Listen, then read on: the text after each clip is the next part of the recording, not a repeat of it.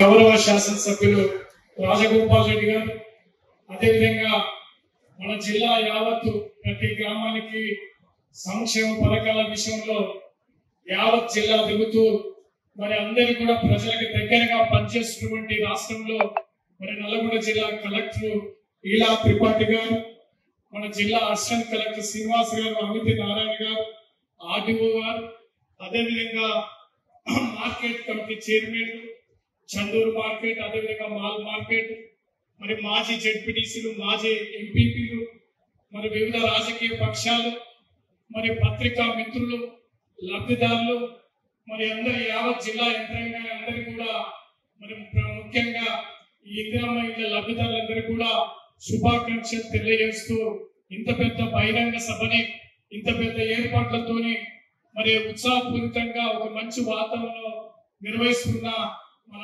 శాసనసభ్యులు రాజగోపాల్ రెడ్డి గారికి హృదయపూర్వక అభినందనలు తెలియజేస్తూ, సోదరులారా, ఇవాళ ఒక మంచి వాతావరణంలో మన నియోజకవర్గానికి 3500 మరి ఇందిరమ్మ ఇల్లు మంజూరైతా ఉన్నాయి. సరే, ముఖ్యంగా మనకు తెలుసు ఒక పేదవాని పరిస్థితి ఇల్లు లేకపోవడంతో ఒక ఆత్మ అభిమానం లేక అనేక మంది నివసిస్తున్నటువంటి తరుణంలో రాష్ట్ర ప్రభుత్వం మరి ఇవాళ మరి నియోజకవర్గానికి మరి 3500 ఇల్లు మంజూరు చేయడం జరిగింది. కానీ మరి నిజంగా గతంలో అనేక సందర్భాలలో ఇల్లు కట్టించే బాధ్యత ఈ ప్రభుత్వం తీసుకుంటే ఇలా ప్రభుత్వానికి ప్రతిష్ట పెరగడానికి అవకాశం ఉంది. సరే సోదరులారా, మరి ఎందుకంటే ప్రభుత్వాలు సంక్షేమ పథకాలు అనగానే ఇలా ప్రభుత్వాలు ఒక ప్రతిష్టాత్మకంగా మరి ఇలా నూతనంగా ఏర్పడ్డ కాంగ్రెస్ ప్రభుత్వం మరి ఇళ్ల పథకాన్ని ప్రారంభించింది. మరి అనేక సంవత్సరాలుగా చూసాం, ఒక పథకం పేదవానికి చెందితే నిజంగా సంతోషం జరుగుతుంది. ఒక నేను ఏదైతే పేదవాళ్ళు ఉందో వాళ్ళకు చెందితేనే ఈ లబ్ధిదారులకు చెందితేనే అవి మరి మంచి వాతావరణంలో ఇల్లు రావడానికి అవకాశం ఉంటుంది. కానీ గత ప్రభుత్వంలో మరి ఆ రకంగా జరగలేదు.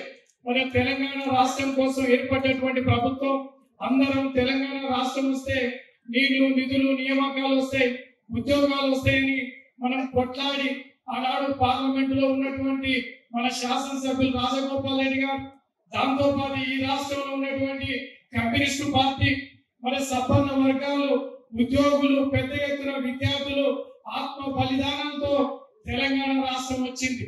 కానీ వచ్చినటువంటి తెలంగాణ రాష్ట్రంలో ఆర్డీఓ గారికి, డిసిసిబి చైర్మన్ గారికి, ప్రజాప్రతినిధులకి, అధికారులకి, ఇక్కడ చేసిన మీడియాకి మోస్ట్ ఇంపార్టెంట్ అంత భారీ సంఖ్యలో తరలి వచ్చిన లబ్ధిదారికి అందరికి నా పేరు పేరు ఒక నమస్కారం.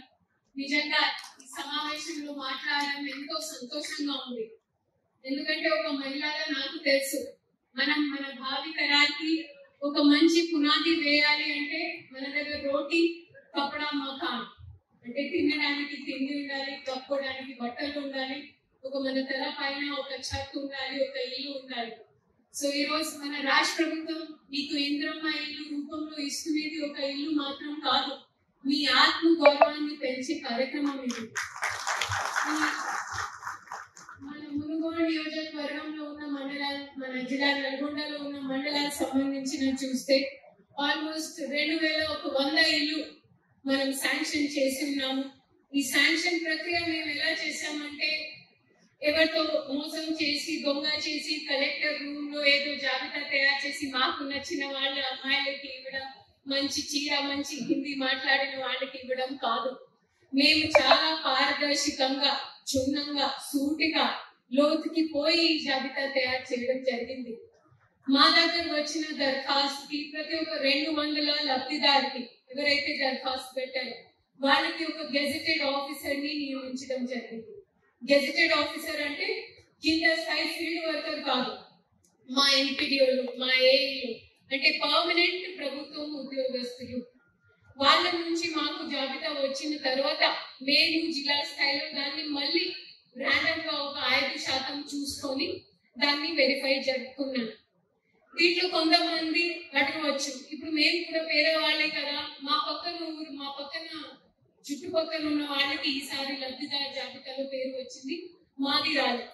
సో దయచేసి మీ అందరూ అర్థం చేసుకోవాల్సిన విషయం ఏంటంటే ప్రతి ఒక్క నియోజకవర్గంకి ప్రతి ఒక్క జిల్లాకి ఒక కోటా ఉంటుంది. ఇది ఫేజ్ 1 మనం చేయబోతున్నది. ప్రతి ఒక్క నియోజకవర్గానికి 2300 కోటా, అంటే ఇంతవరకు ఫస్ట్ ఫేజ్ లో మనం ఇల్లు ఇవ్వాలి. ఇప్పుడు ఫర్ ఎగ్జాంపుల్ నేనున్నాను, జేసీ గారు ఉన్నారు, మాది ఒకటే ఊరు, మా ఊరికి వచ్చింది ఒకటే ఇల్లు. నేను కూడా గుడిశిలలో ఉంటున్నాను, జేసీ గారు కూడా గుడిశిలలో ఉంటున్నారు. ఉదాహరణ, మా దగ్గర క్యాంప్ ఆఫీస్ ఉంది, అతి పెద్ద క్యాంప్ ఆఫీస్. సో మేమిద్దరం గుడిశిలలోనే ఉంటున్నాము. కానీ జేసీ గారి దగ్గర ఫ్రిడ్జ్ ఉంది, ఫ్రిడ్జ్ లేదా వాషింగ్ మెషిన్. నా దగ్గర లేదు, కానీ మేమిద్దరం గుడిశిలలోనే ఉంటున్నాము. సో ఫస్ట్ విడతలో ఎవరికి ప్రాధాన్యత ఇవ్వాలి? నా దగ్గర ఫ్రిడ్జ్ లేదు బయట. సో అందుకే ఇలా మేము ఒక డెప్రివియేషన్ లిస్ట్, అంటే ఎవరి దగ్గర అయితే అది బహు పేద వాళ్ళకి మేము ఫస్ట్ విడతలో ఎంపిక చేసి చాలా పారదర్శకంగా ఈ జాబితా తయారు చేశాము. దీంట్లో నెక్స్ట్ చేయాల్సిన పని ఏంటంటే, ఈ రోజు మన గౌరవ ముఖ్య అతిథుల చేతి మీదుగా మేము ప్రతి 2100 మందికి ఈ రోజు ప్రొసీడింగ్స్ ఇస్తాము. దయచేసి ఆ యజమానితో, ఈ రోజు లబ్ధిదారుతో మా కోరిక ఏంటంటే, మీ ప్రొసీడింగ్ లో ఒక డేట్ ఉంటది అమ్మ, ఒక తిథి ఉంటది. ఆ తిథికి 30 రోజుల్లోగా మీరు తప్పకుండా మీ ఇల్లు కట్టడం మొదలు చేయాల్సిందే. మాకు మూడో ఉంది, ఇది ఉంది, మా ఇంట్లో ఎవరొకరు చనిపోయారో మేము ఒక సంవత్సరం ఏది చేయము అనేది మాట నడవదు. దయచేసి అర్థం చేసుకోండి. ఎందుకంటే మీకంటే ఇంకా వెయిటింగ్ లిస్ట్ లో మీకంటే పేదవాళ్ళకి నెక్స్ట్ విడతలో మేము ఇవ్వాల్సిందే. ఇప్పుడు మీరు 30 రోజులు మీ పని మొదలు చేయండి. 30 రోజులు ఇల్లు కంప్లీట్ అవ్వాలి అనేది కాదు, మీరు 30 రోజులు మీ పని ప్రారంభించండి. ఈ పని కోసం మీకు కావాల్సిన సరఫరా మన మండల స్థాయిలో ఒక మండల నియంత్రణ కమిటీ మేము ఏర్పాటు చేశాము. మీ ఎంఆర్ఓ గారి దానికి అధ్యక్షత వహిస్తున్నారు. దాంతో పాటు మీకు ఉచిత ఇసుక కూడా మేము లోకల్ స్ట్రీమ్. దయచేసి ఇది కూడా ఇక్కడ అందరూ అర్థం చేసుకోవాల్సిన విషయం. ప్లస్ మా అధికారులు కూడా కొంచెం గమనించి